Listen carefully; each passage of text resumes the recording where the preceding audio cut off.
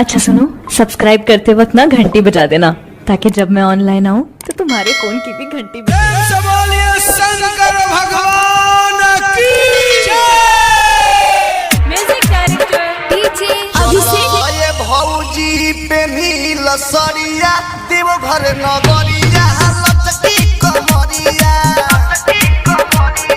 चलो ये भौजी पे नील सरिया देवघर नगरिया लचकी कमरिया।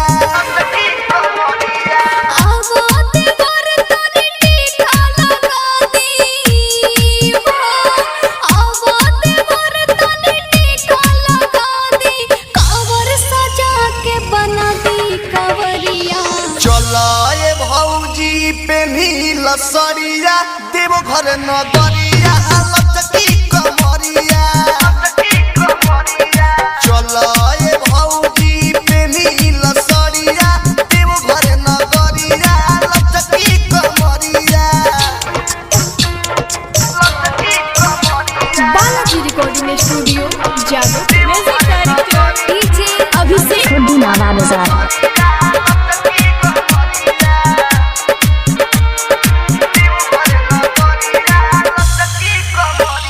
सुल्तानगंज से है जलवा भराई।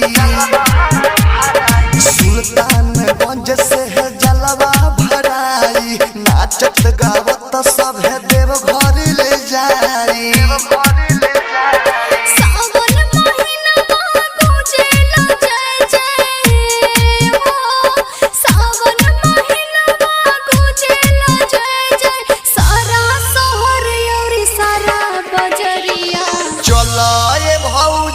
पे नील सरिया देवघर नगरिया लचकी कमरिया। चलो ये भौजी पे नील सरिया देवघर नगरिया लचकी कमरिया।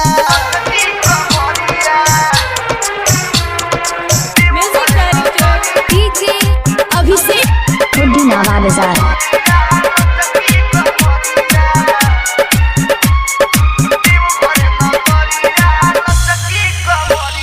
साउंड बढ़ा के गाना बजाई। साउंड बढ़ा के गाना बजाई। संगे संगे भौजी कहमर हिलाई।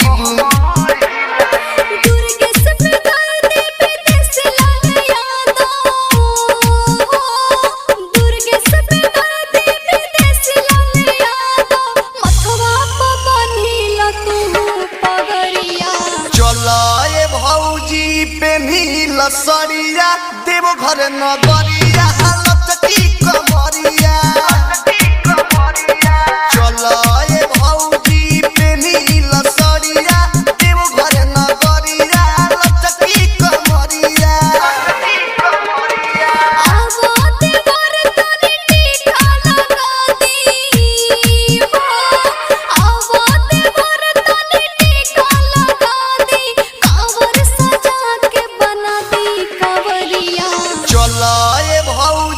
पे नील सरिया देवघर नगरिया लचकी कमरिया।